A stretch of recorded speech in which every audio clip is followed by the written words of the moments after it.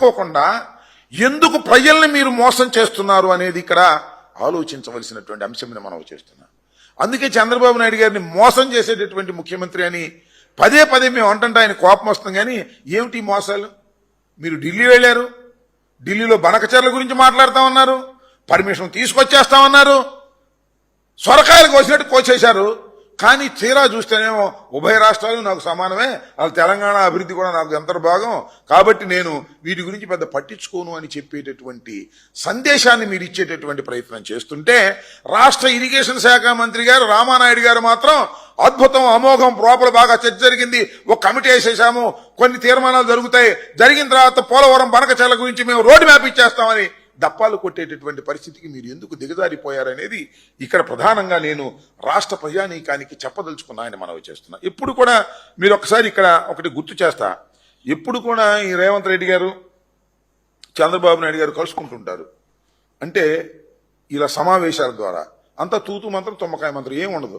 మీకు ఒకటి గుర్తు చేస్తా రాష్ట్ర ప్రజానీకానికి, చంద్రబాబు నాయుడు గారి ప్రభుత్వం, కూటమి ప్రభుత్వం అధికారంలోకి వచ్చిన తర్వాత అక్కడ రేవంత్ రెడ్డి గారు కాంగ్రెస్ పార్టీ ముఖ్యమంత్రి అయిన తర్వాత గత సంవత్సరం 7/7/24 గత సంవత్సరం ఇదే మాసంలో 7వ తారీఖున ప్రగతి భవన్లో సమావేశమయ్యారు ఇద్దరు ముఖ్యమంత్రులు. గుర్తుందో లేదో మీకు? రాష్ట్ర ప్రజానీకానికి గుర్తు చేస్తున్నా.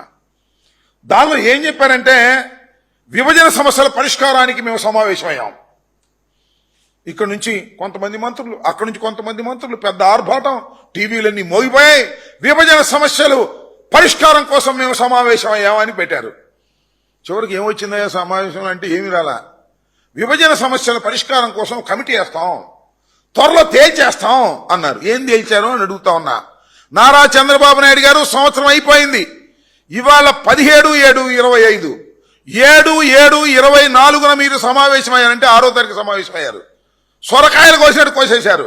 ఒక ఉపసంఘం వేసేస్తామన్నారు, ఇద్దరు సమస్యలు పరిష్కారం చేసేస్తామన్నారు. వాళ్ళు బ్రహ్మాండంగా 2-3 ప్రశ్నలు అడిగారు. అయ్యా తిరుపతి గుళ్ళో కూడా మాకు వాటా కావాలన్నారు, సీ కోస్ట్ లో కూడా మాకు వాటా కావాలన్నారు. నోరు మూసుకొచ్చేశారు. ఇంతవరకు సుయ్యి లేదు, సయ్యి లేదు. ఇది అంతే. బనకచర్ల పోలవరం ప్రాజెక్ట్ మేము పర్మిషన్ తీసుకొచ్చేస్తాం, ఇద్దరు ముఖ్యమంత్రులు కూర్చుంటున్నాం, ఈ నీటి భాగాలన్నీ తేల్చేస్తాం అన్నారు. ఏమీ లేదు, సుయ్యి లేదు, సయ్యి లేదు. ఊరికినే ఆర్భాటం ఎక్కువ తప్ప ఏ విధమైన కార్యక్రమం చేయకోకుండా చంద్రబాబు నాయుడు గారు ఊరికినే డప్పాలు కొట్టే కార్యక్రమం, వారి పత్రికలేమో ఆహా ఓహో అని భజన చేసే కార్యక్రమానికి దిగజారిపోయి రాష్ట్ర ప్రజానీకాన్ని మోసం చేసేటటువంటి కార్యక్రమాలు ఇవాళ చంద్రబాబు నాయుడు గారు చేస్తున్నారనే దానికి ఇది ఒక పచ్చి ఉదాహరణగా నేను చెప్పదలుచుకున్నాను. అంతేకాదు, పోలవరం బనకచర్ల ఈ ప్రాజెక్టుకు మేము వ్యతిరేకం కాదు. ఈ ఆలోచన చేసింది కూడా జగన్మోహన్ రెడ్డి గారే.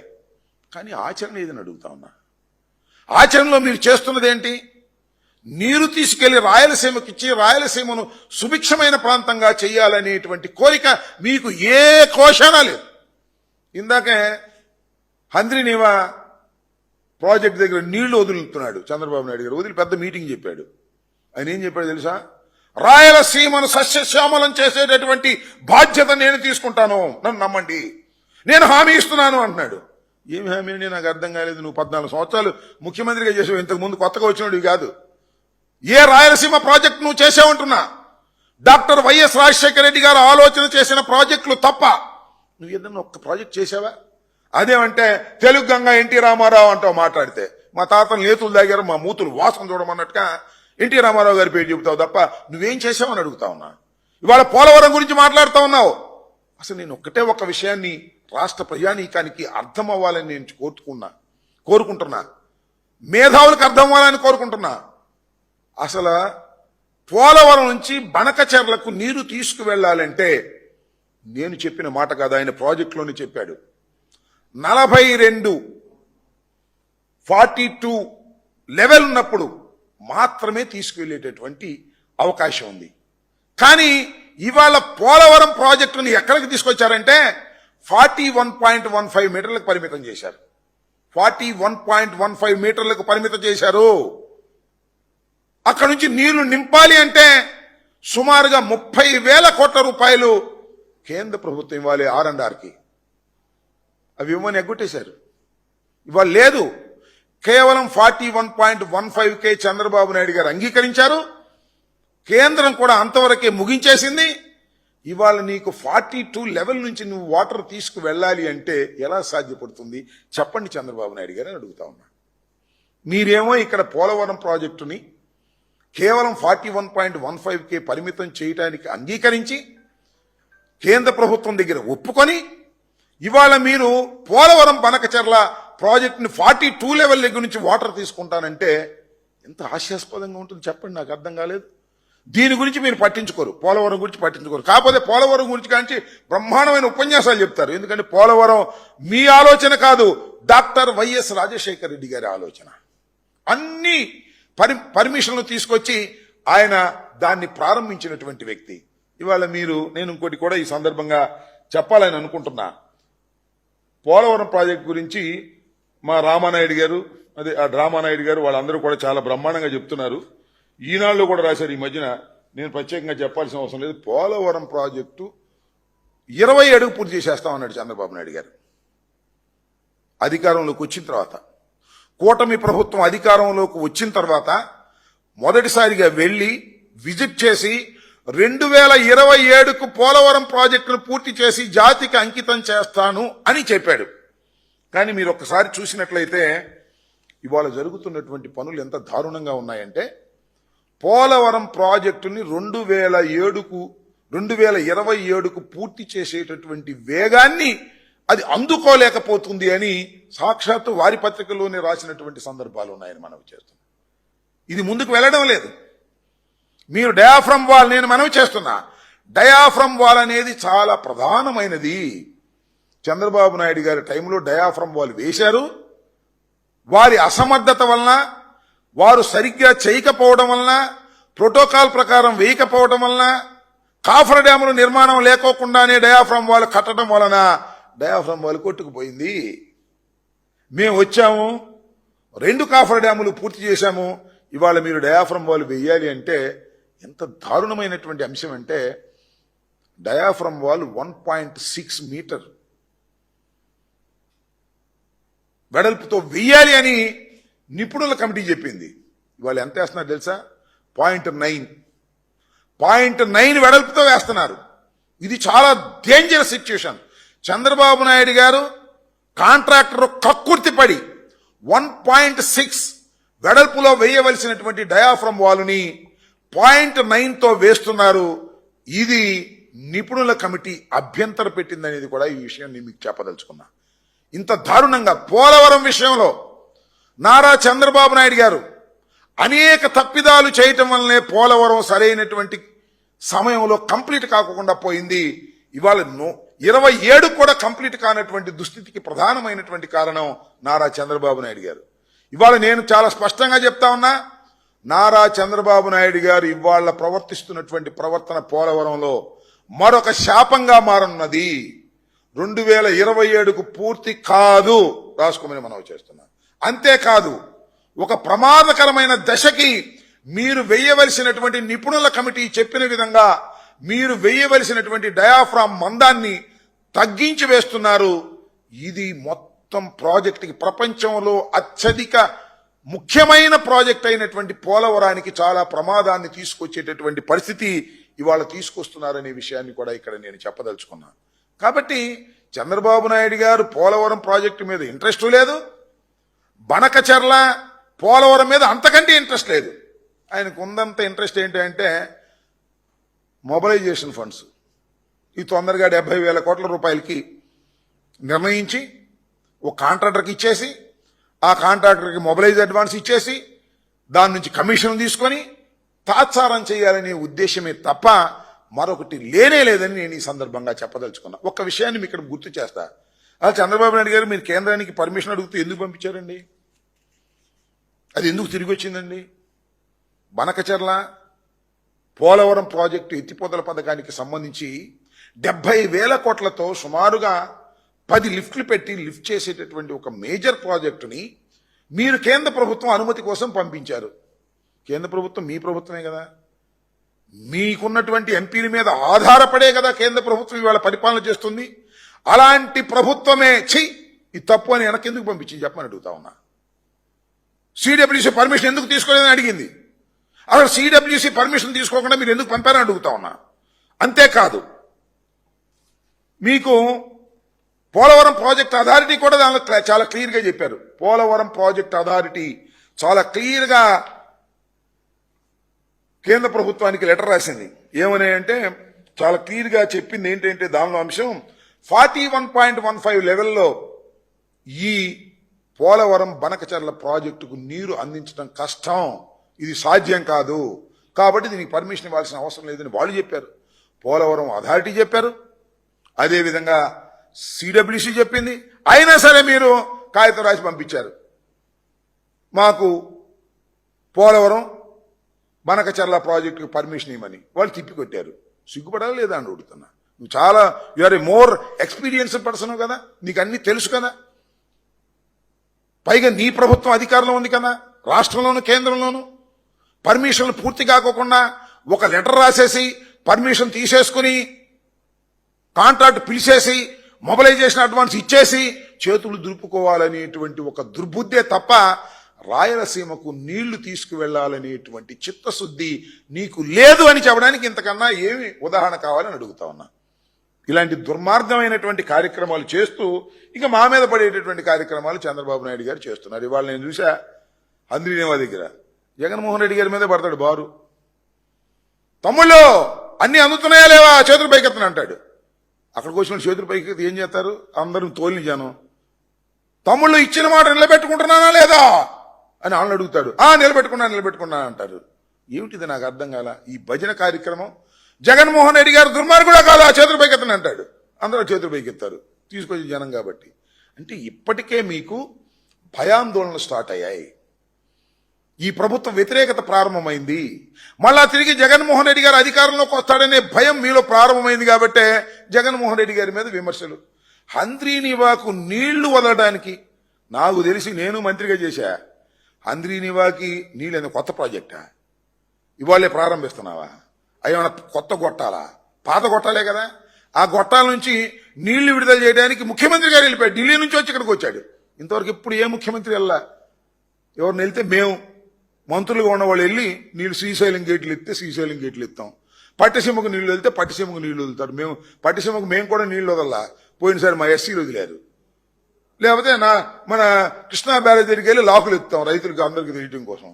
ఈయన ముఖ్యమంత్రి గారు సరాసరి వెళ్ళిపోయి ఆ గొట్టాల్లో నీళ్లు వెళ్ళి జగన్మోహన్ రెడ్డి గారిని తిట్టడం, వైఎస్ఆర్ కాంగ్రెస్ పార్టీని తిట్టడం, ఈ భూతాన్ని పైకి రానియమని చెప్పడం, భూస్థాపితం చేసేస్తామని చెప్పడం, ఇలాంటి కబుర్లు చెప్పే కార్యక్రమమే తప్ప ఇరిగేషన్ విషయంలో చంద్రబాబు నాయుడు గారు ఈ రాష్ట్రానికి ద్రోహం చేశాడు. రాయలసీమకు మరింత ద్రోహం చేసినటువంటి దుర్మార్గమైన పాలన అందించాడు. 14 సంవత్సరాలు ముఖ్యమంత్రిగా పనిచేసి రాయలసీమ గురించి ఇవాళ నేను గొప్పగా చేస్తానని చెప్పుకోవడం అనేది చాలా దురదృష్టకరమైనటువంటి అంశం. ఏదైనా చేశారు అంటే అది డాక్టర్ వైఎస్ రాజశేఖర రెడ్డి గారి టైంలో రాయలసీమకు సంబంధించినటువంటి కార్యక్రమాలు జరిగాయి, జగన్మోహన్ రెడ్డి గారి టైంలో జరిగాయి. పోలవరం కూడా రాజశేఖర రెడ్డి గారు కలలుగా ఉన్నటువంటి ప్రాజెక్టే తప్ప నువ్వు ప్రారంభించినటువంటి ప్రాజెక్ట్ కాదు. కానీ పోలవరాన్ని సర్వనాశనం చేసింది మాత్రం మీరే. మళ్ళా ఇవాళ సర్వనాశనం చేసే కార్యక్రమం చేస్తున్నాడు. అంతేకాదు, నాట్ ఓన్లీ పోలవరం. నేను ఒక్క విషయాన్ని ఇక్కడ మీ అందరికీ చాలా స్పష్టంగా చెప్పదలుచుకున్నా. రాజశేఖర రెడ్డి గారి తరువాత మళ్ళా చంద్రబాబు నాయుడు గారు వచ్చినా కూడా ఏమీ చేయలేనటువంటి దౌర్భాగ్యమైన పరిస్థితుల్లో పరిపాలన చేసినటువంటి సందర్భాలు ఉన్నాయి. కానీ ఈ రాష్ట్రంలో ఏదైనా అభివృద్ధి కార్యక్రమాలకు శ్రీకారం చుట్టినటువంటిది చంద్రబాబు నాయుడు గారు కానే కాదు. పోలవరం ప్రాజెక్టు విషయంలో కానీ, అమరావతి విషయంలో కానీ చంద్రబాబు నాయుడు గారు చేస్తున్నటువంటి దుర్మార్గమైనటువంటి పరిస్థితుల వలన రెండు మునిగిపోయే పరిస్థితులు ఉన్నాయనే విషయాన్ని నేను చాలా స్పష్టంగా ఇప్పుడు చెప్పదలుచుకున్నా. ఆయన చాలా విజనరీ, చాలా విషయాలు ఆయనకు తెలుసు, ఆయన చాలా గొప్పోడు అని అనుకుంటారు చాలా మంది, పత్రికలు రాస్తుంటాయి. కానీ ఆయనకు అవగాహన సరిగా లేదు. నేను ఈ మాట చెప్పడానికి ధైర్యం చేయాలి. ఎందుకంటే చంద్రబాబు నాయుడు గారు పోలవరాన్ని ముంచేశాడు, మళ్ళా ఇప్పుడు ముంచేస్తున్నాడు. అదేవిధంగా అమరావతిని ముంచేశాడు, మళ్ళా అప్పుడు ముంచేస్తున్నాడు. కాబట్టి ఇవాళ నేను చెప్పదలుచుకున్న అంశం ఏమిటంటే, బనకచెర్ల, పోలవరం రాయలసీమకు నీళ్లు తీసుకువెళ్లేటటువంటి ఒక అద్భుతమైన ప్రాజెక్టుని కేవలం డబ్బుల కోసం చేసేటటువంటి ప్రయత్నమే చంద్రబాబు నాయుడు గారు చేస్తున్నారు తప్ప దాహాతిని తీర్చడానికి రాయలసీమను సస్యశ్యామలం చేయడానికి ఆయన ప్రయత్నమే చేయటం లేదు. ప్రయత్నం నిజంగా చేసేవాడైతే అన్నీ కూడా తీసుకొని అన్ని పర్మిషన్లు తీసుకున్న తర్వాత ఆయన చేస్తారు. నేను ఒక మాట చెప్తానండి, గోదావరి నుంచి మిగులు జలాలు తీసుకోవడానికి అభ్యంతరాలు ఏంటి చెప్పండి? ఎవరికి అభ్యంతరాలు ఉంటాయి? మన గేటు దగ్గరికి వచ్చి మనం తీసుకుంటున్నాం, మన పోలవరం దగ్గరికి వచ్చిన నీళ్లు మనం తీసుకుంటున్నాం, దానికి అభ్యంతరాలు ఏముంటాయి? ఎన్ని స్లాబ్ మనం తీసుకోకపోతే సముద్రంలో కలిసిపోతాయి. దీనికి పెద్ద ఆర్గ్యుమెంట్ కావాలా? దీనికి ఇద్దరు ముఖ్యమంత్రులు కూర్చోవాలా? కేంద్ర మంత్రి కూర్చోవాలా? చెప్పండి, నేను అడుగుతా ఉన్నా. ఇది డ్రామా. ఆయన శిష్యుడు గురువు ఇద్దరు డ్రామాలు ఆడేటువంటి కార్యక్రమం. దేనికి కలుసుకుంటున్నారు ఢిల్లీలో నాకు అర్థం కాలేదు. మన హైదరాబాద్లో కలుసుకుని దేనికో నాకు అర్థం కాలేదు. ఏమైనా ఓటాల కోసం కలుసుకుంటున్నారేమో అనే అనుమానం తప్ప నిజంగా రాష్ట్ర ప్రయోజనాల కోసం కలుసుకోవడం లేదు. నిజంగా రాష్ట్ర ప్రయోజనాల కోసం నిన్న కలుసుకొని ఉంటే what is the result? What is the come out? చెప్పండి. బనకచర్ల గురించి ఎక్కడ మాట్లాడారు? మాట్లాడుకోకుండా మీ రామానాయుడు గారు వచ్చి ధామ్ ధూమ్ అని చెప్పేసి ఊరుకునే మైక్ ముందు మీడియా ముందు మాట్లాడటం తప్ప లోపల మాత్రం కిమ్మన్నాస్తే వాళ్ళు ఏం చెప్తే అది శుభ్రంగా బయటకు వచ్చేసినటువంటి సందర్భం. ఒక విధంగా ఈ రాష్ట్ర ప్రజానీకాన్ని నారా చంద్రబాబు నాయుడు గారు తెలుగుదేశం పార్టీ మోసం చేస్తుంది ఇరిగేషన్ ప్రాజెక్ట్స్లో అనే విషయాన్ని మీకు తెలియపరచదలుచుకున్నాను.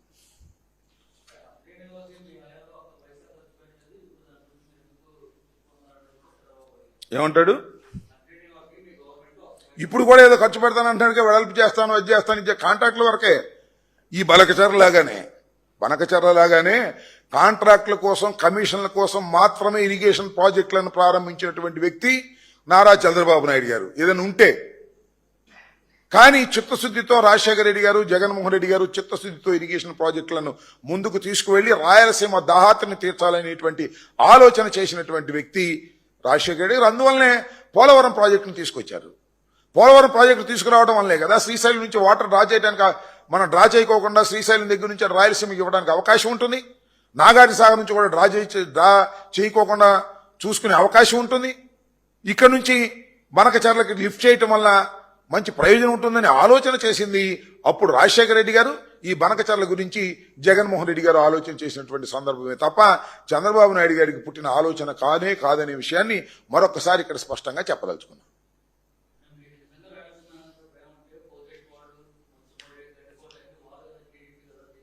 ఎవరు చేశారు? చంద్రబాబు ఏం చేశాడు? రాజశేఖర రెడ్డి గారు పోతిరెడ్డిపాడుని పెద్ద చేసి వాటర్ ఇచ్చిన వ్యక్తి ఎవరు? డాక్టర్ రాజశేఖర రెడ్డి గారు కదా. సో ఇవన్నీ ఆయన చెప్పేది ఏంటి? ఎన్టీ రామారావు టైంలో మేము చేశాము, మా తాతల నేతలు తాగారు, మా మూతులు వాసన దూరమని చెబుతుంది తప్ప ఈయనేం చేశాడు చెప్పానండి? ఇవాళ వెలుగొండ ప్రాజెక్ట్ ఎవరు చేశారు? ఎవరు ప్రారంభించారు? సో శ్రీశైలంకి ఎగువన ఉన్నటువంటి ప్రాంతాల నీరునీటి కూడా రాయలసీమకు అందించాలని తపన పడింది వైఎస్ఆర్ కాంగ్రెస్ పార్టీ, వైఎస్ఆర్ మాత్రమే. ఇంకా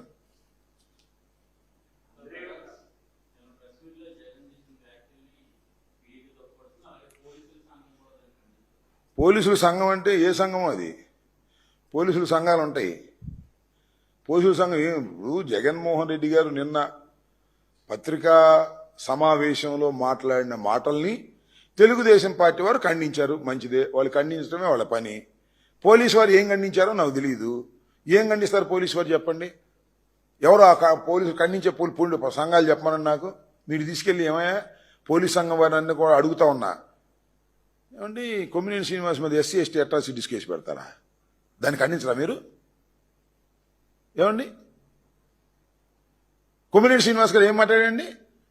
ఎస్సీ ఎస్టీ అట్రాసిటీస్ యాక్ట్ ఎలా పెడతారండి? ఆ డిఎస్పీ ఎలా పెడతారండి? ఆ పోలీసు వాళ్ళు ఎలా పెడతారండి? మీరు వాళ్ళు మాట్లాడతారా? మీ సంఘం గురించి మాట్లాడితే మాట్లాడడం తప్పలేదు. మీరన్నీ కూడా తప్పుడు విధానాలు అనుసరిస్తున్నారు. పోలీసు యంత్రాంగంలో ముఖ్యమైనటువంటి వ్యక్తులు, అది ఖచ్చితంగా కరెక్ట్. మీరు తప్పుడు విధానాలను అనుసరిస్తున్నారు. మీరు చంద్రబాబు నాయుడు గారు ఏం చెప్తే అది చేస్తున్నారు. మీకు ఐపీసీ పట్టడం లేదు, సిఆర్పీసీ పట్టడం లేదు, న్యాయస్థానాలు పట్టడం లేదు. ఒక కేసు తర్వాత ఇంకో కేసు పెడతారు, కుట్రపూరితంగా వ్యవహరిస్తారు. వీళ్ళందరినీ మేము గుర్తుపెట్టుకున్నామని కూడా ఈ సందర్భంగా మనవి చేస్తున్నా. ఆ పోలీస్ సంఘం వారిని అడుగుతా ఉన్నా, అసలు ఎస్సీ ఎస్టీ అట్రాసిటీస్ కేసు ఎలా పెడతారు కొమ్మినేని శ్రీనివాస్ గారి మీద అని అడుగుతా ఉన్నా. జగన్మోహన్ రెడ్డి గారి మీద కేసు ఎలా పెడతారని అడుగుతా ఉన్నా. కారు యాక్సిడెంట్ లో సింగర్ చనిపోతే ఎవరి కారు కింద పడ్డాడో కూడా తెలియకోకుండా మీరు జగన్మోహన్ రెడ్డి గారి మీద మంత్రుల మీద కేసు ఎలా పెడతారని అడుగుతా ఉన్నా పోలీసు అధికారుల్ని లేదా ఆ సంఘాలని. చెప్పండి దీనికి సమాధానం. మీరు ఏ రాజకీయ నాయకులు అంటే తమాషాగా ఉన్నారనుకుంటున్నారా మీరు? మీ సంఘాలు మీకుంటే మా రాజకీయ సంఘాలు మాకు ఉంటాయని కూడా గుర్తుపెట్టుకోండి. మీరు దొన్నపోతు హీరింది అనగానే కట్టేయండి అని చంద్రబాబు చెప్పగానే పోలీస్ సంఘాలు వెళ్ళి మీటింగులు పెట్టి సమావేశాలు పెట్టి మాట్లాడతారు. ఈ రెండింటికి సమాధానం చెప్పండి ముందు. First of all Jaganmohan Reddy గారి మీద మీరు ఎలా కేసు పెడతారు? యాక్సిడెంట్ లో కొమ్మినేని శ్రీనివాస్ మీద ఎలా మీరు కేసు పెడతారు? మరొకటి మాట చెప్తున్నా, పిన్నెల రామకృష్ణారెడ్డి గారి మీద మర్డర్ కేసు ఎలా పెడతారు? మీ ఎస్పీ ఇమీడియట్ గా చెప్పాడు, ఇది 2 తెలుగుదేశం ముఠాల మధ్య జరిగినటువంటి సంఘటన. ఒక ముఠా మరొక ముఠా మీద దాడి చేసి ఇద్దరిని చంపింది అని చెప్పారు. మీరు మాజీ ఎమ్మెల్యేని ఎందుకు పెడతారు? ఎలా పెడతారు? మీరన్ని తప్పుడు పనులు చేస్తున్నారు. చంద్రబాబు నాయుడు మాటలు విని పోలీసు అధికారులు కొంతమంది తప్పుడు విధానాలు అనుసరిస్తున్నారు. వారందరినీ హెచ్చరిస్తున్నాము. ఆ పోలీస్ సంఘాల వారికి చెప్తున్నాను, ఈ మూడింటికి సమాధానం చెప్పండి. ఎస్సీ ఎస్టీ కేసు ఎలా పెడతారు? జగన్మోహన్ రెడ్డి గారి మీద కేసు ఎలా పెడతారు? మా పిన్నెల రామకృష్ణారెడ్డి గారి మీద వారి తమ్ముడి మీద మీరు కేసు ఎలా పెడతారు? మీ ఇష్టమేనా? పెన్ను మీ చేతిలో ఉందని చంద్రబాబు చెప్పాడని మీ పోలీస్ సంఘాలు ఉంటే ఉండవచ్చు. మీ ఇష్టం వచ్చినట్టుగా ప్రవర్తించడానికి ఇది చట్టబద్ధమైన పరిపాలన అనే విషయాన్ని మీరు మర్చిపోవద్దని కూడా ఈ సందర్భంగా నేను చెప్పదలుచుకున్నా. ఇంకా ఏంటి?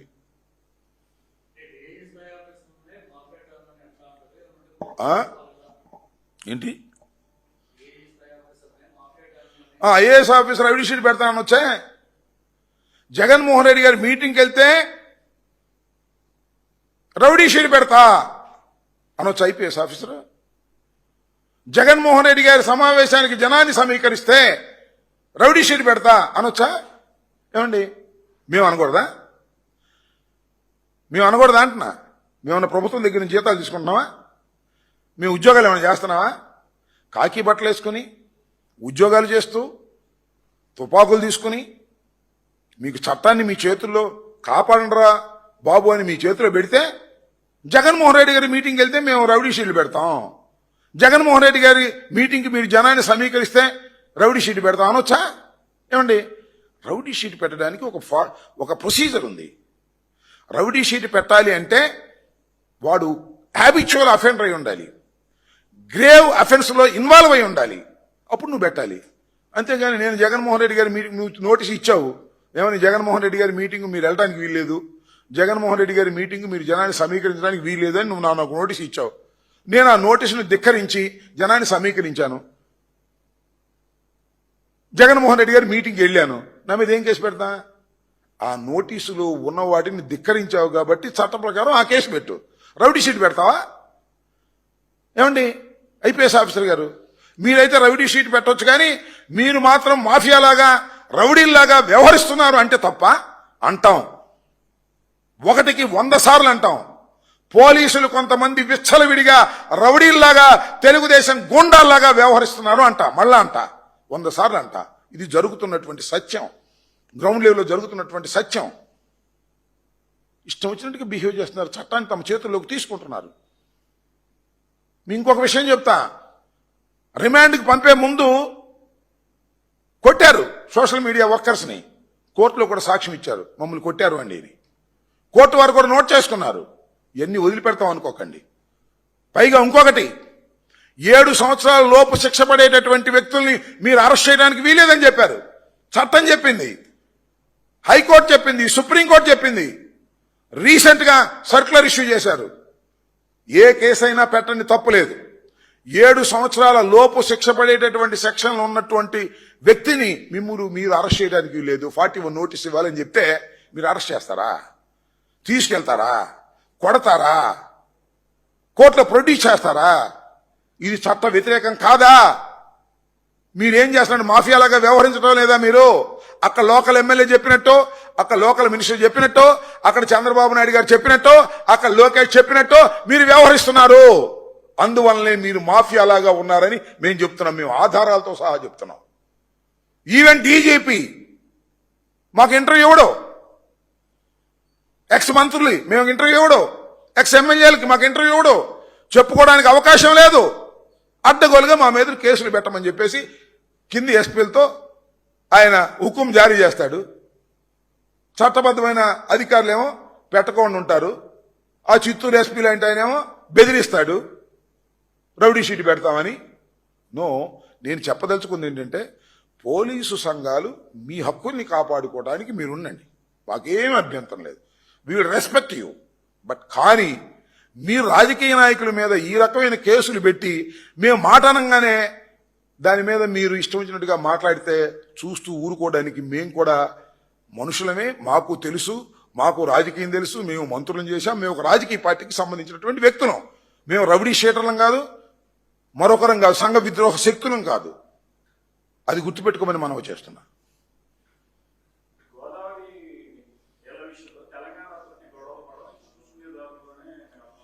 అలాగే వెళ్ళమనండి. అసలు నేను ఇచ్చింది ఏంటి పుచ్చుకుందేంటి చెప్పమని నాకు. గోదావరి వ్యవహారంలో లేదా కృష్ణా జలాల వ్యవహారంలో నేను వెళ్ళి చంద్రబాబు నాయుడు గారిని వెళ్ళి రేవంత్ రెడ్డి గొంతు పట్టుకోమని నేనేం అంటలా. రేవంత్ రెడ్డి గారు వచ్చి చంద్రబాబు గొంతు పట్టుకోమని నేనేం అంటలా. ఇద్దరు ముఖ్యమంత్రులే, పక్కపక్క రాష్ట్రాలే, సుహృద్భావ వాతావరణంలో ఉండండి, చర్చించుకోండి, సమస్యలను పరిష్కరించండి. నాకు ఏ విధమైన అభ్యంతరం లేదు, మా పార్టీకి కూడా ఏ విధమైన అభ్యంతరం లేదు. నేను చెప్పదలుచుకున్నది ఏంటంటే గోదావరిలో మిగులు జలాలు తీసుకునే హక్కు దిగువ రాష్ట్రానికి ఉందా లేదా? Simple point. గోదావరిలో నీళ్లు తీసుకునే హక్కు దిగువ రాష్ట్రానికి ఉందా లేదా? పోలవరం ప్రాజెక్టుకు వచ్చిన తర్వాత నీరు ఎక్కడికి వెళ్తుంది? తెలంగాణకి వెళ్తుందా? ఛత్తీస్గఢ్కి వెళ్తుందా? ఎక్కడికి వెళ్తే సముద్రంలోకి వెళ్ళిపోద్ది. పోలవరం ప్రాజెక్టు దాటిందంటే సముద్రంలోకి వెళ్ళిపోవటమే కదా. ఆ సముద్రంలోకి వెళ్లిపోయే నీళ్లను తీసుకోవడానికి ఎవరికి అభ్యంతరం ఉండాలి? నేను అడుగుతా ఉన్నా, చంద్రబాబు నాయుడు గారిని అడుగుతా ఉన్నా, ఆయన శిష్యుడైనటువంటి రేవంత్ రెడ్డి గారిని అడుగుతా ఉన్నా. నిన్న డప్పు కొట్టుకుంటా వెళ్ళావు కదా ఢిల్లీ, బనకచర్ల గురించి నేను మాట్లాడతానని. వెళ్ళి ఏం సాధించావు? అసలు అడిగావా? అసలు నోరెత్తావా? నా పాయింట్ అది. బనకచర్ల పోలవరం గురించి నోరెత్తారా? మాట్లాడారా? ఇక్కడైతే కాగితాలు రాసి పంపించారు కేంద్ర ప్రభుత్వానికి పర్మిషన్ కోసం. అది చీపా, నీకు పర్మిషన్ ఇచ్చింది అసలు ఏం సరిగ్గా లేదు పొమ్మన్నారు. సిగ్గుండాలంటున్నా. ఈ రాష్ట్ర ముఖ్యమంత్రికి 40 సంవత్సరాలు 50 సంవత్సరాలు, మరి నాకు గుర్తులేదు సరిగ్గా, అనుభవం ఉన్న వ్యక్తికి, 4వసారి ముఖ్యమంత్రిగా చేసినటువంటి వ్యక్తికి, కేంద్రంలో మీ ప్రభుత్వం అధికారంలో ఉన్నప్పుడు మీరు రాసిన కాగితాన్ని చిత్తు కాగితంలాగా వెనక్కి పంపిస్తే సిగ్గు లేదా అని అడుగుతా ఉన్నా. అన్ని కలగడుకుని పర్మిషన్ తీసుకుని కదా నువ్వు పంపించాల్సింది. అంటే నీ డ్రామా ఏంటి? నువ్వు పంపించినట్టు, ఈనాళ్ళు రాసినట్టు, ఆంధ్రజ్యోతిలో ఫ్రంట్ పేజ్ వేసి అబ్బో అసలు రాయలసీమ కోసం తప్పించిపోతున్నాడండి చంద్రబాబు నాయుడు గారు, అసలు ఈ బనకచర్ల పోలవరం ప్రాజెక్టు కోసం సర్వం వడ్డేస్తున్నాడండి అని అనుకోవడానికి తప్ప ఏమైనా ఉందా అర్థం? పర్మిషన్ తీసుకొచ్చావా? నువ్వు తీసుకురావడానికి ప్రయత్నం చేశావా? ఒక కాగితం ఒక రాసి పంపించి చివరికి పోలవరం ప్రాజెక్టు అథారిటీ వాడు కూడా నీకు పర్మిషన్ ఇవ్వలేదే, సిడబ్ల్యూసీ కూడా నీకు పర్మిషన్ ఇవ్వలేదే. పోనీ రేవంత్ దగ్గరికి వెళ్ళి కూర్చొని మాట్లాడి దీనికి పర్మిషన్ కోసం మీరు అభ్యంతరం పెట్టమని అన్నావా? అది కూడా లేదే. నోరు మూసుకుని వచ్చేసావు శాలువా గప్పి బొమ్మ ఇచ్చి. ఈ డ్రామాలు ఎందుకని అడుగుతాం అంతే, అంతకుమించి మేమేం అడగటంలా. గోదావరి నీళ్లలో మిగుల నీళ్లను తీసుకునే హక్కు బచావత్ కమిటీ ట్రిబ్యునల్ ప్రకారం, బచావత్ ట్రిబ్యునల్ ప్రకారం మనకు హక్కు ఉంది. ఆ హక్కును ఎన్నిసార్లు చెప్పుకోవాలంటున్నా.